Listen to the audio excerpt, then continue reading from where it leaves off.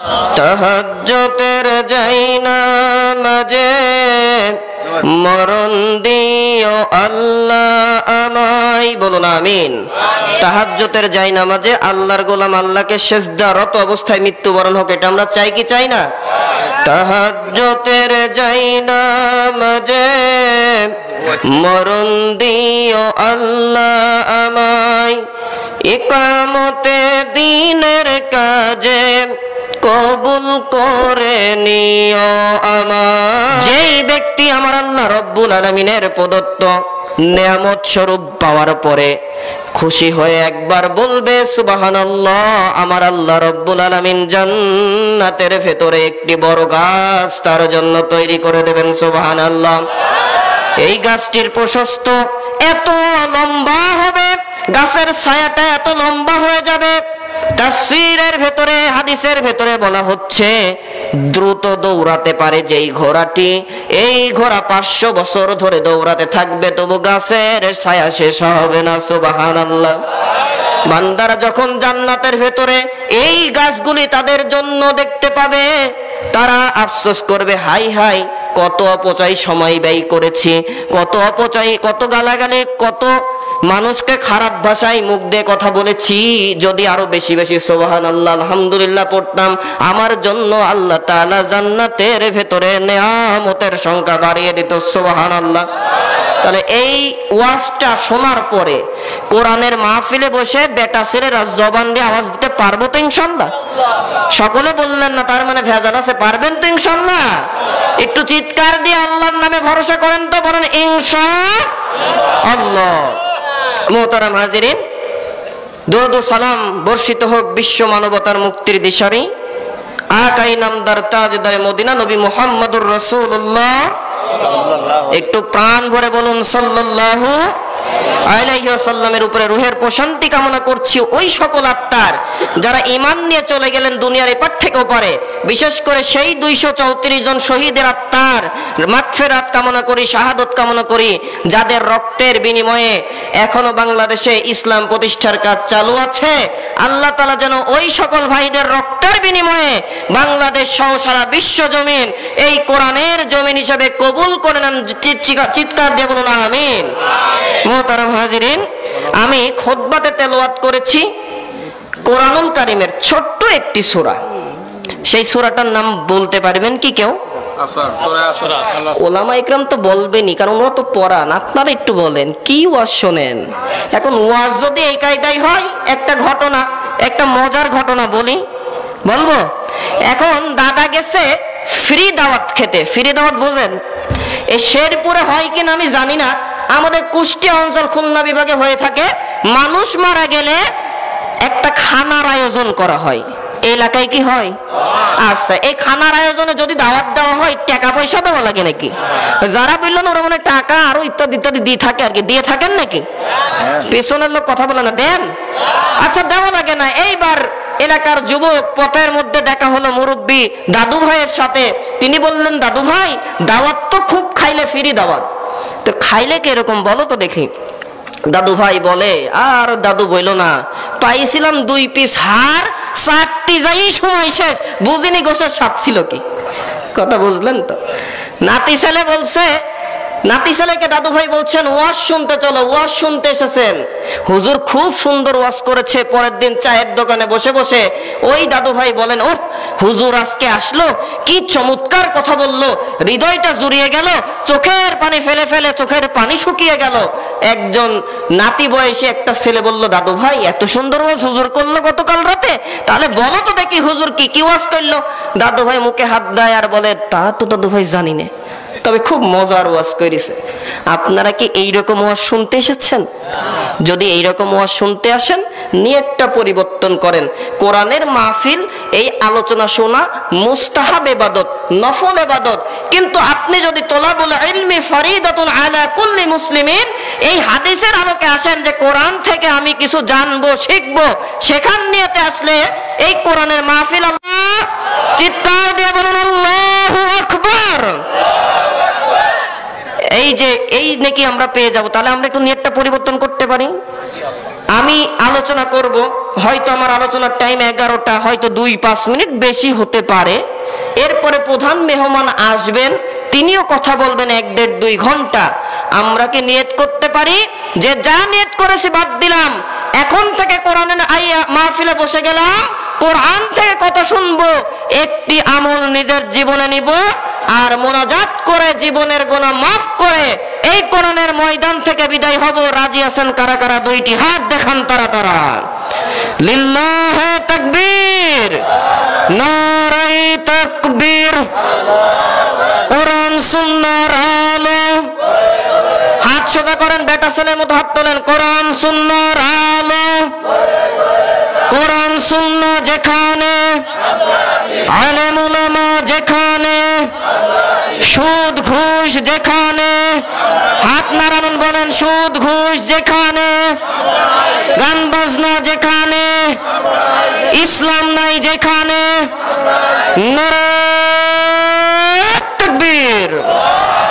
এই যে বললেন গান বাজনা সুদ ঘুষ নাই যেখানে, থাকবেন না সেখানে। এলাকায় যদি এবার গান বাজে, আপনার স্থান হবে মুনাফিকের কাতারে, যার বিষয়ে আল্লাহ দিলেন ফতোয়া, ইন্নাল মুনাফিকিনা ফিদ দারকিল আসফালি মিনান নার। নিশ্চয় মুনাফিক তো জাহান্নামে যাবে, জাহান্নামের সবথেকে নিকৃষ্টতম স্থান হবে মুনাফিকের। চিৎকার দিয়ে বলেন সুবহানাল্লাহ। দেখবেন বলিছে ভেজাল আছে, ভেজাল আছে, একটু জোরে বলেন নাউযুবিল্লাহ। আসলে আমি কনফিউজড হয়ে যাচ্ছি, এটাই। আমি গর্বের জন্য বলছি না। আমি কুষ্টিয়া শহরের পৌরসভা 13 নম্বর ওয়ার্ডের কোন একটি মসজিদে আল্লাহর ঘরে জুম্মা খুতবা দিয়ে থাকি।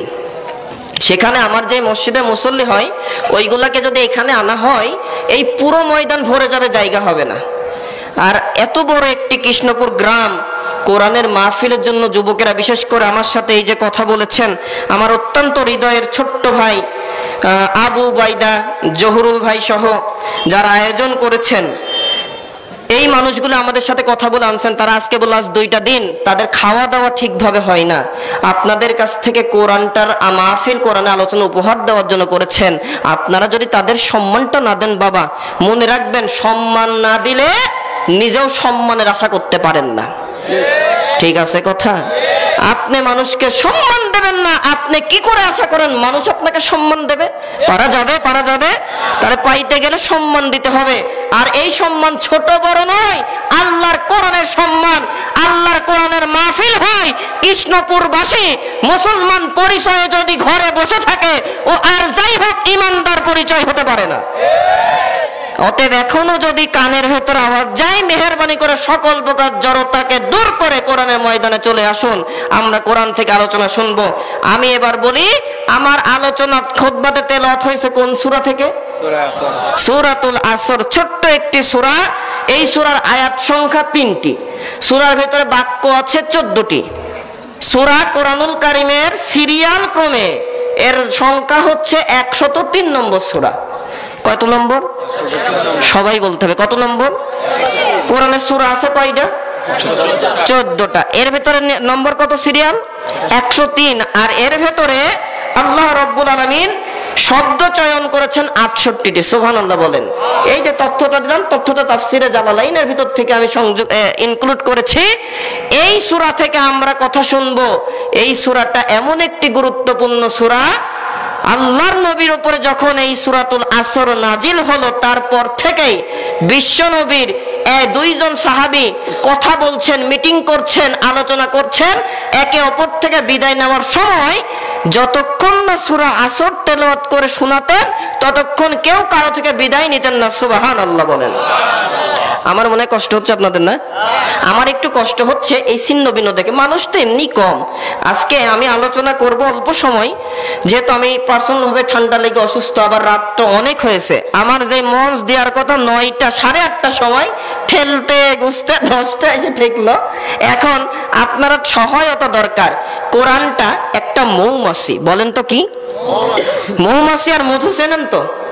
এই মধু যখন গাছে হয়, মৌমাছি তো দূরে সরি থাকে, কি করে? সকলে এমন ভাবে মধুটাকে আবৃত করে রাখে, ঢেকে রাখে, বাইরের কোন নোংরা জীবাণু যাতে ওই মধুকে স্পর্শ করে বিষাক্ত করতে না পারে। কথা বলেন ঠিক কিনা? ঠিক মৌমাছি যেমন মধুটাকে সংরক্ষণ করে, যেই মধুর বিষয়ে নবীজি বলেন মধু আর কালোজিরা মৃত্যু বাদে সব রোগের জন্য প্রধান প্রতিষেধক। চিৎকার দিয়ে বলেন সুবহানাল্লাহ। তাহলে এই মধুকে বাঁচানোর জন্য মৌমাছি নিজের জীবনও দিয়ে দেয়। কথা কন ঠিক কিনা? কোরআনুল কারীম ঈমানদারদের জন্য মধু। কথা বলেন ঠিক কিনা? এর মৌমাছি কারা? এই কোরআনের বিপক্ষে কথা বলে যারা বললো না এরা বুঝছে, বাদ বাকি বুঝেন নাই। এই কোরআনুল কারীম এর আইন বাস্তবায়ন না হোক এইটা চাই, এই বাস্তবায়ন হোক এটা চাই না যারা, তারাই মৌমাছি নাকি? না, আরামের ঘুমটাকে হারাম করে শীতটাকে উপেক্ষা করে কষ্ট করে কোরআনের ময়দানে বসে গিয়েছে। কোরআন থেকে কথা শুনবে, কারণ কোরআন যে ব্যক্তি তেলাওয়াত করে স্বয়ং আল্লাহর সাথে তিনি কথা বলেন। সুবহানাল্লাহ। এই কোরআন থেকে কথা শুনবেন, কোরআন ভিত্তিক জীবন গঠন করবেন। এই কোরআনের কাছে বসে যদি আমি এলোমেলো হয়ে বসি, এর হক আদায় হবে কি? হবে? তাহলে আমি আলোচনা করব, মেহমান আসবেন আলোচনা করবেন, এমনি মানুষ কম, একটু যদি গুছিয়ে দেওয়া যায়। তারপরে শীতের রাত, রাসূল বলেন 3টি জায়গায় ফাঁকা রাখা যায় না। 1 নম্বর, যখন নামাজের কাতারে দাঁড়াবে, 2টা ভাই দাঁড়িয়েছ, পা এবং 2 পায়ে পায়ে পা, কাঁধে কাঁধে কাঁধ। এবং সাহাবায়ে একরামের আরেকটি বিরামতে পাওয়া যায় এতটা কাঁধ নাকি ঘষা দিতেন, এইখানকার কাপড় আগে ছিটতো। কথা কি বোঝা যাচ্ছে তো? আর আমরা দাঁড়াবো 3 ফিট দূরত্ব নিয়ে। হ্যাঁ না, এরকম হয়নি কখনো। আর আমার কুষ্টিয়ায় টুকটাক হয় আর কি, এখান হয় না। যাই হোক, নামাজের কাতারে ফাঁকা রাখা কবিরা গুনাহ। নাম্বার 2, যারা বিয়ে করেছেন তাদের জন্য আর একটি কাজ হচ্ছে, স্বামী স্ত্রী যখন ঘুমাবে সামনাসামনি একে অপরের সাথে মিশে ঘুমাবে, যাতে শয়তান এসে স্ত্রীকে না বলে যে বউ আমার কেমন, স্বামীটাই হচ্ছে মনের মতন। আর স্বামীর কাছে যেন শয়তান যে না বলে যে স্ত্রী আমার কি, দুঃখিত, স্ত্রীর কাছে শয়তান এসে যেন না বলে স্বামী আমার যেমন তেমন, দেওর আমার মনের মতন। এইরকম ওয়াসওয়াসা যাতে শয়তান না দেয়, স্বামী স্ত্রীর সুন্নত একে অপরের সাথে লেগে দাঁড়াবে। সুবহানাল্লাহ বলেন। 3 নম্বর, কোরআনের মাহফিলে যখন বসবা, কোরআন থেকে কথা বলতে যখন বসবা, ও আমার উম্মতেরা, তোমরা ফাঁকা রেখে বসতে পারবা না। এই জায়গায় শয়তান উস্কানি দিবে, বলবে কি আলোচনা, কি ওয়াজ হচ্ছে, তাড়াতাড়ি বাড়ি চলে যা। এইরকম যদি দায়িত্ব নিতে পারেন তাহলে থাকেন। আর যদি কথা বুঝে থাকেন, মধুকে রক্ষা করতে মৌমাছি যেমন ছোটে, আমি কোরআন উঁচা করলাম, কোন মৌমাছি ইমানদার আছেন কোরআনকে ঢেকে রাখবেন, তারা একটু জায়গা পূরণ করেন আর একটু জিকির করুন সুবহানাল্লাহ, আলহামদুলিল্লাহ, লা ইলাহা ইল্লাল্লাহ। জোরে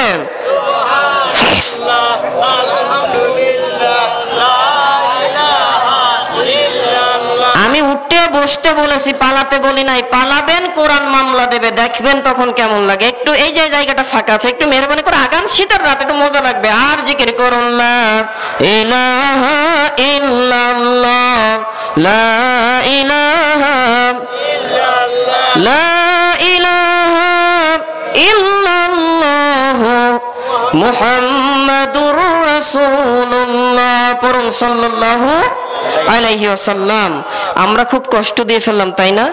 এই যে যত জায়গা সরেছেন, আল্লাহি বিল্লাহি তাল্লাহি, আল্লাহর কসম, আল্লাহর কসম, আল্লাহর কসম, এই জায়গা কিয়ামতের ময়দানে আপনার পক্ষে সুপারিশ করবে। ওগো আল্লাহ, এই তোমার বান্দা আমার উপরে বসে বসে কোরআন শুনেছে, কোরআন শুনতে আরো আগে এসেছে, মেহেরবানি করে মাফ করে দাও। সুবহানাল্লাহ। তাহলে এটা আমাদের বানানো দরকার আছে না? জি, এইবার কোরআনুল কারীম থেকে আলোচনা হবে, মনোযোগ দিয়ে শুনবেন। আমি একটু ধারাবাহিকতা মেনটেন করে কথা বলবো, যতদূর যেতে পারি। গতানুগতিক মাহফিল করে লাভ নাই, একটাও যদি আমল আমরা নিতে পারি তাহলেই হবে এই মাহফিল সফলতা। হুজুর ঠিক আছে তো?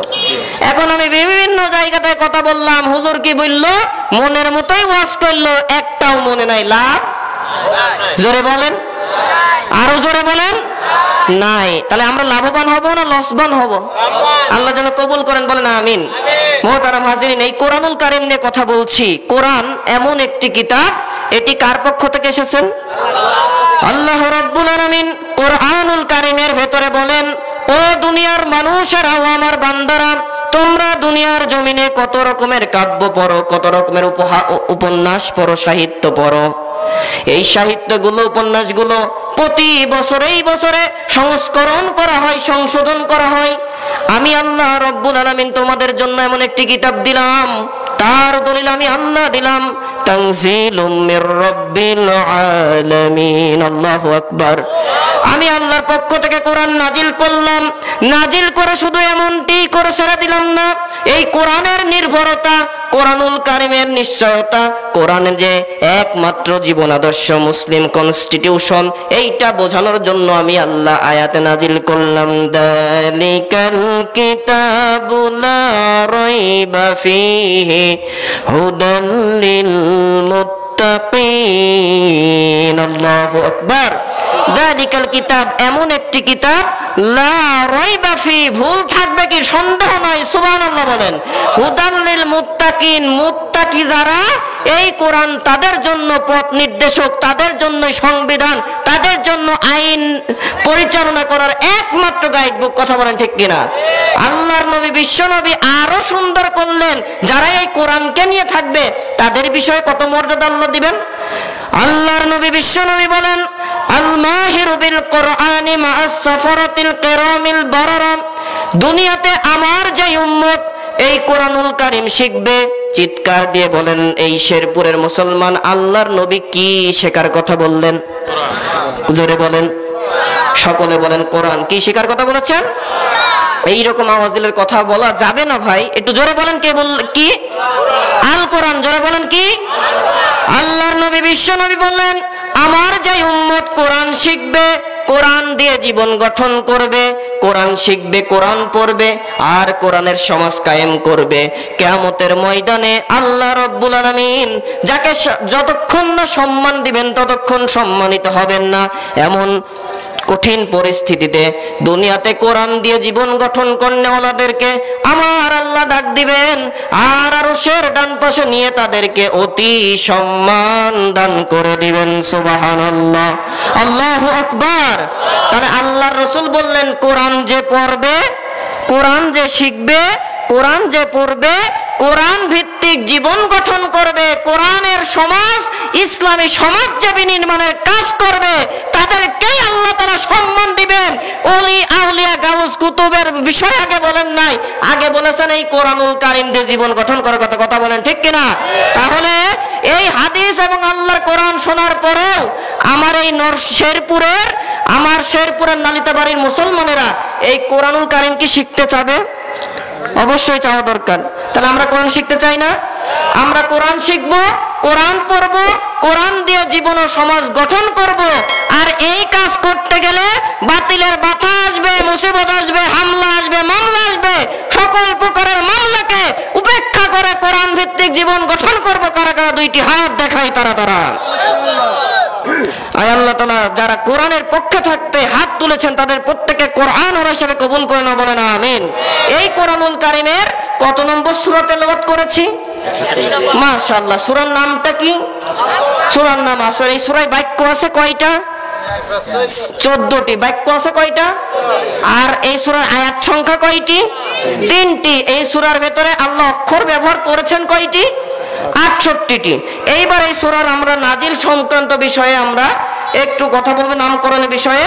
এই সূরার অর্থ আল্লাহ তাআলা প্রথমে ওয়াল আসর শব্দটা ব্যবহার করেছেন।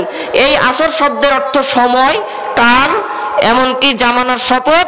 আমি আরেকটু পড়াশোনা করে দেখেছি আল্লাহ তাআলা সময়ের শপথ, কালের শপথ করতে যায় মানুষের জীবন, হায়াত, এটিও একটি সময়ের অন্তর্ভুক্ত থাকায় আল্লাহ তাআলা মানুষের জীবনেরও শপথ করে বলছেন, ইন্নাল ইনসানা লাফি খুসর, নিশ্চয়ই মানুষ তোমরাই ক্ষতির মধ্যে নিমজ্জিত। আল্লাহু আকবার। এই যে ওয়াল আসর শব্দ থেকেই মুফাসসিরিন ইকরাম এই সূরাটির নামকরণ করেছেন সূরা আসর। বোঝা গেল তো? এইবার এই সূরার গুরুত্বটা কি?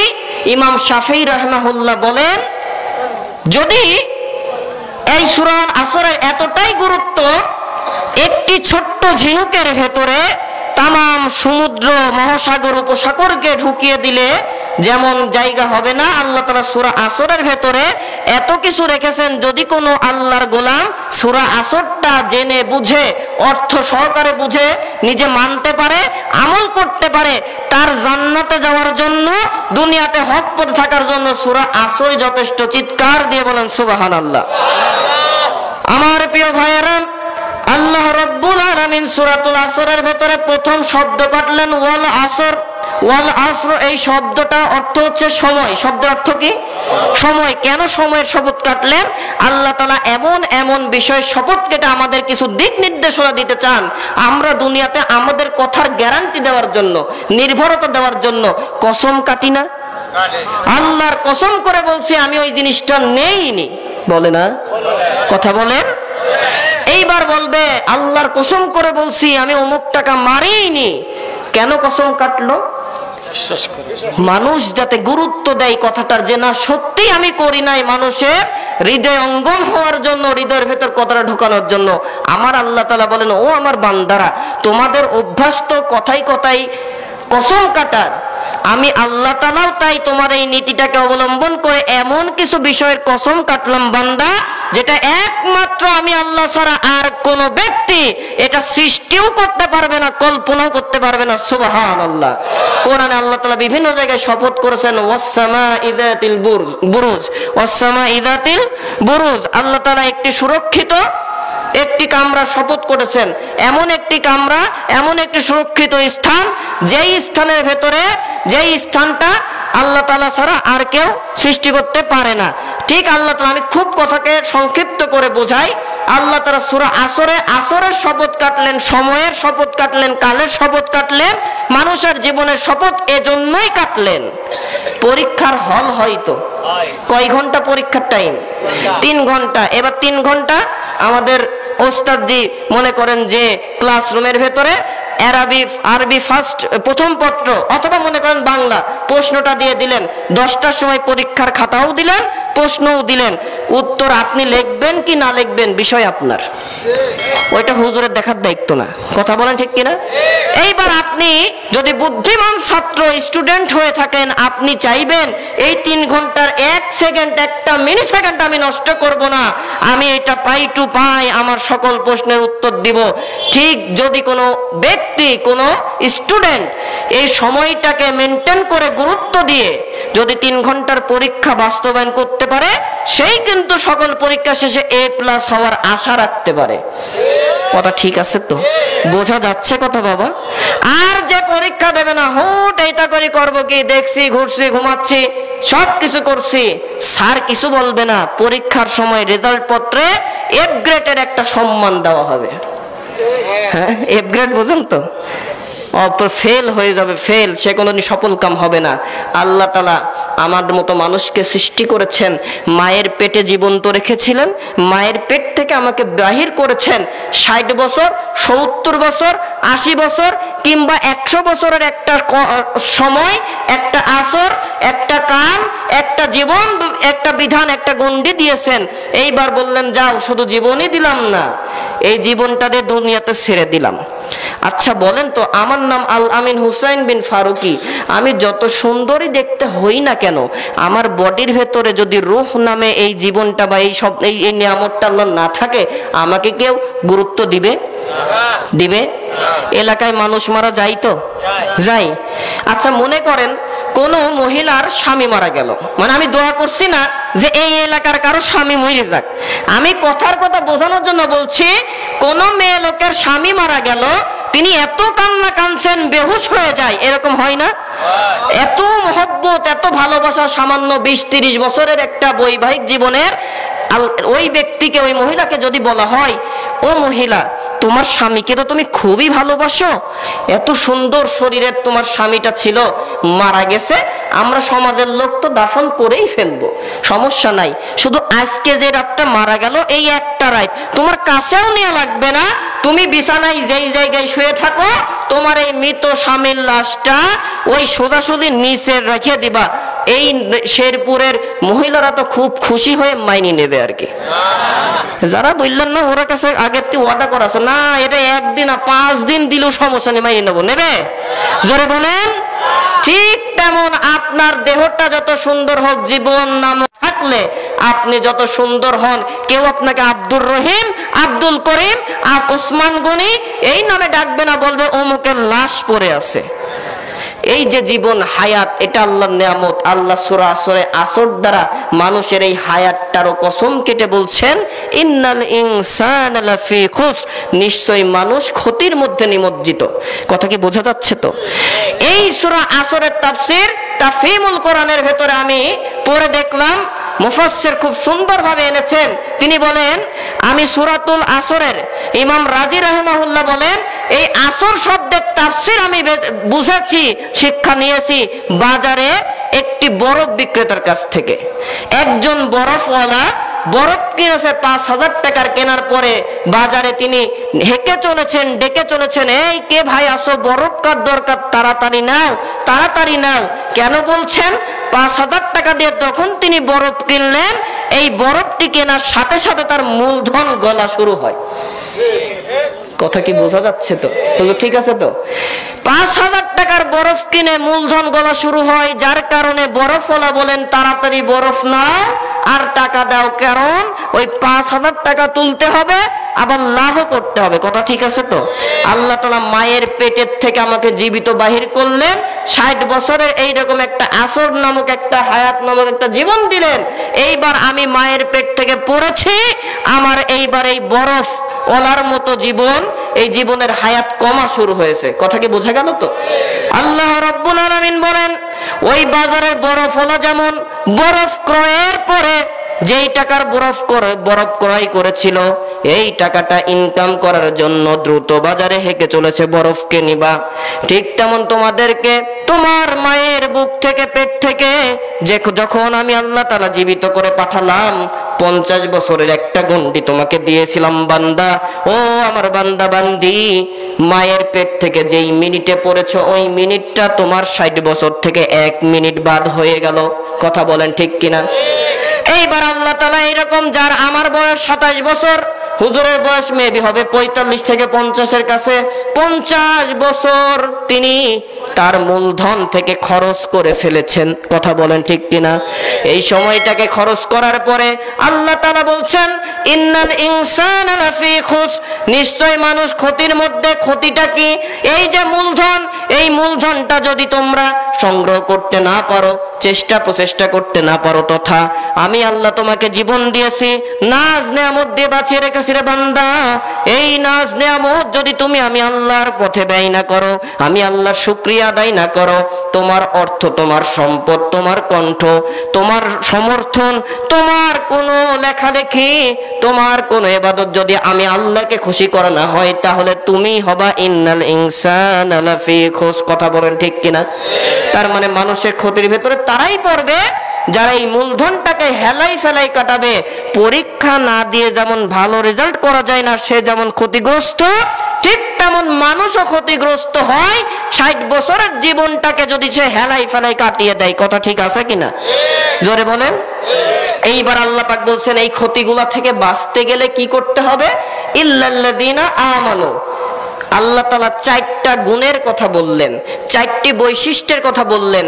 আমি আমিন হোসাইনের ভেতরে যদি এই 4টি বৈশিষ্ট্য থাকে, তাহলে আমি আল্লাহ তাআলার এই প্রদত্ত আযাব গজব থেকে আল্লাহ তাআলা আমাকে বাঁচায় দেবেন তথা জান্নাত হিসেবে কবুল করবেন। চিৎকার দিয়ে বলেন সুবহানাল্লাহ। আল্লাহ রাব্বুল আলামিন কোরআনুল কারীমে সূরা আসরের ভেতরে বললেন, ও আমার বান্দারা, আমি আল্লাহ রাব্বুল আলামিন ক্ষতি তথা জাহান্নাম থেকে যদি বাঁচতে হয়, ইহকালীন শান্তি আর পরকালীন মুক্তির ব্যবস্থা যদি তোমরা পেতে চাও, তাহলে 4টা গুণ, 4টা বৈশিষ্ট্য অর্জন করে নাও। 1 নম্বর বৈশিষ্ট্যটা কি হবে? আমার আল্লাহ রাব্বুল আলামিন বলেন, ইল্লাল্লাযীনা আমানু ওয়া আমিলুস সালিহাতি ওয়া তাওয়াসাউ বিল হাক্কি ওয়া তাওয়াসাউ বিস সাবর। আল্লাহু আকবার। 1 নম্বর গুণ আমানু, ইল্লাল্লাযীনা আমানু, ঈমান আনতে হবে। জোরে বলেন কার উপরে? খাজা বাবার উপরে। জোরে বলেন কার উপরে? যারা বললেন না তারা এই কাজগুলো করে থাকেন, বুঝা যাচ্ছে আর কি। ঈমান কার উপর আনবেন? যদি আল্লাহর পরে ঈমান আনে, তাহলে কি কোনো ঈমানদার মুসলমান নিজেকে মুসলমান দাবি করার পরেও কোনোদিন কি বিশ্বাস করতে পারে আমার সন্তান নাই, সন্তান অমুক অমুক অমুক জিনিস দেবে? কথা বলুন, তার মানে এই কাজ করে হুজুর, এরকম আছে নাকি প্লেয়ার? মানে আল্লাহ দিতে পারে এটা বিশ্বাস করে না, দেবে অমুক ব্যক্তি। আরে নির্বোধ, আপনি একটু চিন্তা করেন, আপনি যেখানে বাচ্চা দেওয়ার অধিকার রাখতে পারছেন না, অন্য ব্যক্তির কাছে যদি গেলে বাচ্চা দেয়, 1 নম্বরে আপনাকে বাইজ বলে পরিচিত হতে হবে। কথা আমি বুঝাইতে পারি নাই? আচ্ছা, মেয়ে লোকের বাচ্চা হয় না শুধু মেয়েদের দোষে? চিকিৎসা বিজ্ঞান বলে ছেলেদেরও দোষ থাকে বাচ্চা না হওয়ার পেছনে। হুজুর ঠিক আছে তো কথা? শুধু মেয়ে মানুষ বাচ্চা হওয়ার জন্য দায়ী নয়, ছেলে মানুষও দায়ী থাকে। এখন আপনি বাচ্চা দিতে অক্ষম হলেন, আপনি চলে গেলেন অমুকের কাছে তমুকের কাছে, কেন আমার বাচ্চা হয় না, বাচ্চা দাও, 10 বছর বিয়ে করেছি বাচ্চাই হচ্ছে না। আচ্ছা, ওই ব্যক্তির কাছে যদি যেখানে বাচ্চা দেয়, আপনি এটা যদি বিশ্বাস করেন, তার মানে আপনি পুরুষ মানুষ নিজে স্বীকার করলেন, আপনার পৌরুষত্ব নষ্ট হয়ে গেছে। কথা কয় না? দ্বিতীয় নম্বর, আপনি আল্লাহ তাআলার রুবুবিয়াতের সাথে অংশীদারি করলেন, শিরক করলেন। আল্লাহ কোরআনে বলেছেন বাচ্চা দেওয়ার মালিক আমি আল্লাহ। কাউকে সন্তান দান করি, কাউকে ছেলে দান করি, কাউকে মেয়ে দান করি, কাউকে ছেলে মেয়ে উভয় দান করি, আবার কাউকে কিছু না দিয়ে বন্ধ করে রাখি। এটার ক্ষমতা একমাত্র কার? আল্লাহ। চিৎকার করে বলেন কার? একটু জোরে বলেন কার? এই যে বিশ্বাস যেই ব্যক্তি করবে, না আমার সন্তানও দেন আল্লাহ, সন্তান না দিয়েও আমাকে পরীক্ষা করছেন সেই আল্লাহ, আমি কারো কাছে বাচ্চা চাইতে চাবো না, যদি চাইতে হয় তাহাজ্জুদ পড়ে 2টা হাত তুলে সেই মনিবের কাছে চাইবো। এই কাজটা যে করতে পারবে সেই হবে ইমানদার। তার 1 নম্বর গুণ, এই ইমানদার যে ঈমান গ্রহণ করবে সে আল্লাহ তাআলার ক্ষতি থেকে বেঁচে যাবে। নাম্বার 2, ওয়া আমিলুস সলিহা, ঈমান আনার পরে যেই ব্যক্তি যা যা বলে ঈমান এনেছেন, সেই কমিটমেন্টগুলা, সেই ওয়াদাগুলি, সেই চুক্তিগুলি বাস্তবায়ন করবে। আর ঈমানদার হওয়ার জন্য শর্ত আমি বলে থাকি, 3টা ঈমানদার হওয়ার জন্য শর্ত। আমার ভেতরে যদি 3টা গুণ থাকে ঈমানদার হতে পারবো। ঈমানের গুণগুলা যেইগুলি আছে, প্রথমে অন্তরে বিশ্বাস করা লাগবে। কি করা লাগবে? জোরে বলেন। দ্বিতীয়বার যতটুকু বিশ্বাস করেছেন মুসলমান, সেইটা মুখ দিয়ে জবান দিয়ে স্বীকৃতি দেওয়া লাগবে, স্বীকার করা লাগবে। এবার যা বললেন, বিশ্বাস করলেন, নিজে কাজে বাস্তবায়ন করতে হবে। কথা বলেন ঠিক কিনা? আল্লাহ রাব্বুল আলামিন এই ঈমানের বিষয়ে তিনি আরো গুরুত্ব আরোপ করে বলেন। আল্লাহ রাব্বুল আলামিন ঈমান নেওয়ার বিষয়ে তিনি বলেছেন, ইয়া আইয়ুহাল্লাযীনা আমানু আমিনু বিল্লাহি ওয়া রাসূলিহি। আল্লাহু আকবার। হে ঈমানদারগণ, তোমরা আল্লাহ ও তার রাসূলের প্রতি ঈমান আনো। আল্লাহ পাক এখানে দেখেন শব্দ দিল, ইয়া আইয়ুহাল্লাযীনা আমানু। জোরে বলেন, কি শব্দ? আমানু। আমানু শব্দের অর্থ কি? ঈমানদার। ঈমানদার কাদের বলা হয়? যাদের ঈমান থাকে তাদের ঈমানদার বলা হয়। কোরআনে আরেক ভাষায় বলা হচ্ছে তারা হচ্ছে মুমিন। তারা কি? মুমিন। এবং আল্লাহ তাআলা, আপনাদের কি প্রশ্ন আসে না যে আল্লাহ ঈমানদারদেরকে ডেকে কেন বললেন তোমরা আল্লাহ রাসূলের প্রতি ঈমান আনো? প্রশ্ন আসে তো? একবার আল্লাহ নিজেই বললেন আমাকে ঈমানদার, কি বললেন? কথা বোঝা যাচ্ছে ভাই? দ্বিতীয় বিষয় বললেন তাহলে তোমরা আবার আল্লাহ তাআলার রাসূলের প্রতি ঈমান আনো। কেন এই কথা বললেন? আজকে আমি যদি ঈমানদার বলে দাবি করি, আমি কখনো মুসলমানের বাচ্চা হয়ে বলতে পারি না সংসদ ভবনে বিসমিল্লাহ থাকতে পারে না, সংসদ ভবনে আল্লাহর কোরআনের কোনো কথা থাকতে পারে না, সংসদ ভবনে রাষ্ট্র ধর্ম ইসলাম থাকতে পারে না। এটা আর কেউ বলতে পারলে অন্তত কালেমা বিশ্বাসী মুসলমানের বাচ্চা বলতে পারে না। ঠিক আছে কথা? আমাদের সমাজে এইগুলো নাই। আমরা দেখি অন্যান্য ধর্মাবলম্বী লোক এই কাম করি থাকে, তাও বলে ঠিক। এই সমাজে হয়েছে তো। এই বাংলাদেশ 90% মুসলমানের দেশ, যেই দেশে 100 জনে 90 জন মুসলমান, যেই দেশে আযানের সুরে মানুষের ঘুম ভাঙে, যেই দেশে আযানের সুর দিয়ে নামাজের মাধ্যমে মানুষ ঘুমাতে যায়, সেই দেশে 90 জন মুসলমানের ভেতরে যদি মুসলমানের লেবাস লাগিয়ে মুসলমানের কথা, তার কথা বাস্তবায়নের স্বীকৃতি দিতে আবার ইনশাআল্লাহ শব্দ না দিয়ে সরে না, ইনশাআল্লাহ অমুক কাজ করেই ছাড়বো বলে কি বলে না? আবার বলছে আবার রাষ্ট্র ধর্ম ইসলাম থাকবে না, রাষ্ট্র ধর্ম ইসলাম থাকবে না, সংসদ ভবনে বিসমিল্লাহ থাকবে না। আবার মুসলমান দাবি করো, ও তো মুসলমান নয়, ওর পরিচয় বালহুম আদল, চতুষ্পদ প্রাণী, কুকুর শুকুরের থেকে নিকৃষ্ট। আর যেই ব্যক্তি এই কুলা বলেছেন, আল্লাহ তাআলা তার আরো বলেন উতুল্লিম বাদা যালিকা জানিম, তাদের পরিচয় তারা মা বাবার অবৈধ সন্তান। কথা বলেন ঠিক কিনা? 90% মুসলমানের দেশে ইসলামকে নিয়ে বিসমিল্লাহ থাকবে না এই কথা যদি বলে, আর আমরা যদি চুপ করে সহ্য করতে পারি, আমার সাথে হিজরার কোনো পার্থক্য নাই।